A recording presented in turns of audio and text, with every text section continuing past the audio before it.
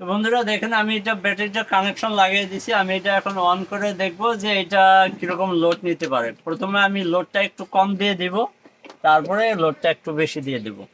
দেখেন, আমি প্রথমে 5 ওয়াটের একটা বাল্ব নিয়ে নিলাম। সে বাল্বটা দেখেন খুব সুন্দর জ্বলছে।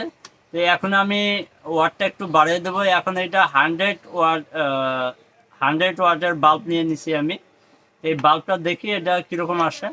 তো 100 ওয়াটের বাল্বে আপনার ফুল আলো আসছে, এটাতে ফুল লোড নিছে। তো এখন আমি কি করব, 200 ওয়াটের একটা বাল্ব লাগাই দেব।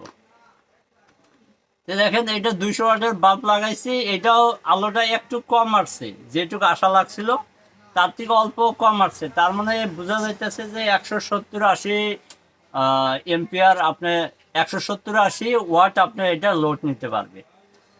তাইলে এটা লোডের ব্যাপারটা গেল। আমি এখন এটা আপনাদের